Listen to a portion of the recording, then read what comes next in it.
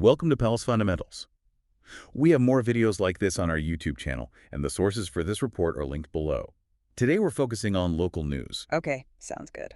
So first up in politics, former Minister Høgni Hoydal has decided to step down Oh, wow. after quite a long career. Yeah, a remarkable career. He served in ministerial roles for a total of 12 years. Wow. Across 5 different coalition governments. Yeah, that's a long time. It is. This time he'll be transitioning to a role as a coalition member of Parliament. It's a pretty notable change in his political career. And taking his place are Jóhan Christiansen Right. and Eiríkur Jakobsstofu.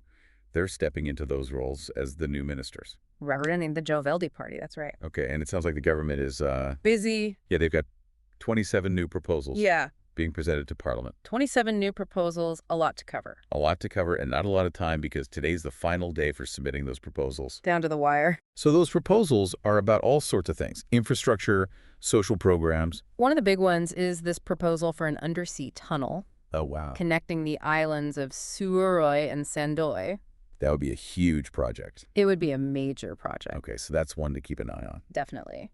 And there's also the proposal to raise the retirement age. Oh, that's always a big topic. Oh, yeah. Always sure to spark some debate. For sure. Anything else in there that caught your eye? They've also got budget allocations for a couple important institutions like the training school. Right.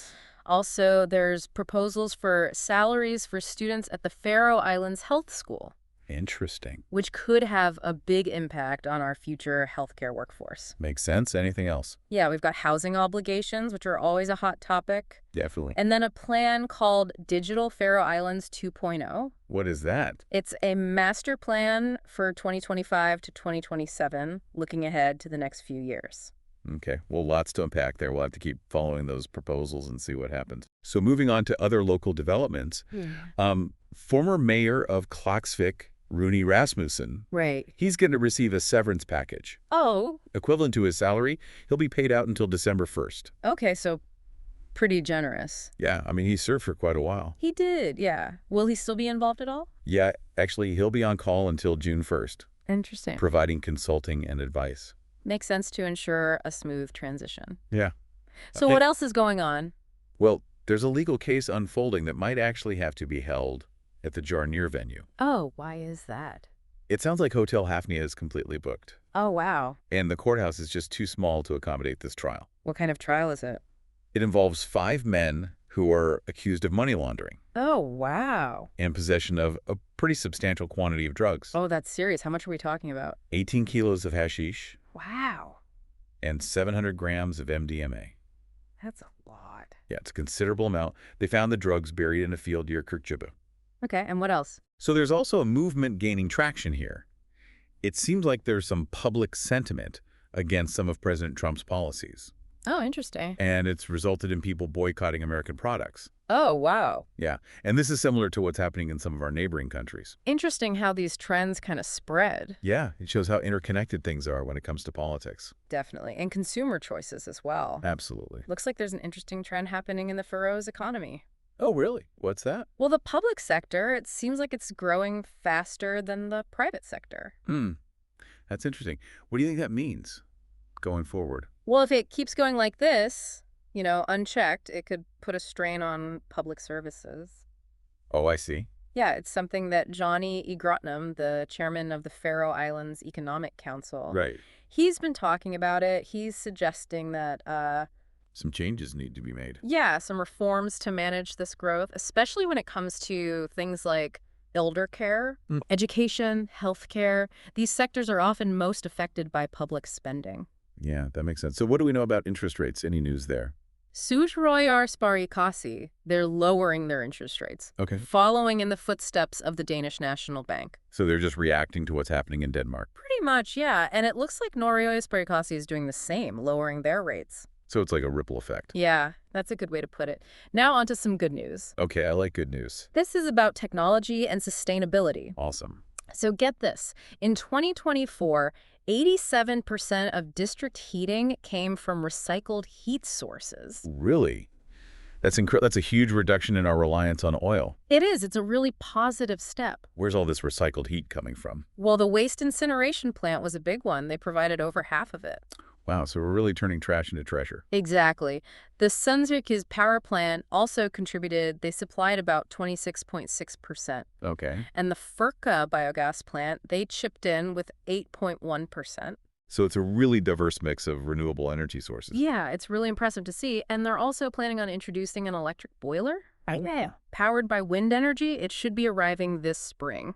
That's great. Yeah, it's going to help lower the overall carbon footprint. So what's new with the Tórshavn City Council? Well, they just approved a proposal to change the zoning for a plot of land in Velbastador. Huh. Plot 50A, it's currently zoned for public institutions, which falls under Zone E. Okay. They want to change it to residential homes, Zone B. What's the reason for that? It's to facilitate a change in how the property's used, basically opening it up for residential development. I see. And will the public have any say in this? Yeah, the city council's looking for public feedback and proposals Okay. on this zoning change until April 18th. That's good. It's always nice when they try to be transparent and get input from the community. All right, let's wrap things up with the weather forecast. Okay, sounds good. What can we expect for the coming days? So Friday starts off with light winds from the west and southwest. Okay. Less than 5 meters. It'll be partly cloudy with a chance of some drizzle, Right. but mostly dry with some sunny spells, and temperatures will be between 3 and 7 degrees. So pretty good. What about later in the day? Later on, the wind will shift to the east and southeast. Okay. Still light, but you can expect more cloud cover and some drizzle. Temperatures will stay pretty much the same, between 3 and 7. Right. But you might encounter freezing temperatures in the mountains. Okay, so if you're heading up there, dress warm. Exactly. Now Saturday is looking a bit breezier. Okay. It'll be a light to fresh breeze from the southeast and east. Right. Between 3 and 8 meters, expect a cloudy morning with some drizzle. Yeah. And then in the afternoon, the wind will pick up a bit, becoming a fresh wind from the east between 5 and 10 meters. Yeah. Temperatures will be between 2 and 7 degrees. It's feel a little bit cooler. A little bit, yeah. Now Sunday's where things get a little bit more interesting. Okay, what's happening on Sunday? You're going to see a fresh to strong wind from the north-northwest, Okay. reaching speeds of 10 to 15 meters. Wow, that's quite a change. It'll be overcast with rain, and there's even a chance of sleet. Oh, wow. But the good news is it should ease up in the evening. Temperatures will be between 1 and 6 degrees. So a good day to stay inside. Maybe so. Then going into Monday, Yeah. the winds will calm down a little, becoming a light to fresh breeze from the north. Okay. 3 to 8 meters. It'll be mostly cloudy, but you might see some sunny spells. Right. And a chance of some light drizzle. Temperatures will be a bit chilly, between -1 and 4 degrees. Okay. But then in the evening, the wind will pick up again, becoming a fresh to strong wind from the northwest, 8 to 13 meters. Oh, boy. Yeah, Yeah. it'll be cloudy with drizzle and possibly sleet. Sounds like Monday's going to be a bit of a mixed bag. Yeah, a little bit of everything. Now Tuesday. Yes. The strong wind from the north continues, 8 to 13 meters. Okay. Overcast skies, drizzle, and sleet. But it should ease up in the afternoon. Temperatures will stay above freezing, between 0 and 4 degrees. Okay. And then finally Wednesday. Wednesday, we'll see a lighter breeze from the southeast and east, 3 to 8 meters. Okay. Cloudy and temperatures similar to Tuesday, between 0 and 4 degrees. All right. Well, that's a look at the week ahead. Thank you for that. You're welcome. And that wraps up our news report for today. Great. Be sure to check out our YouTube channel, PalsFundamentals, for more videos like this. Yes, definitely. We'll catch you next time.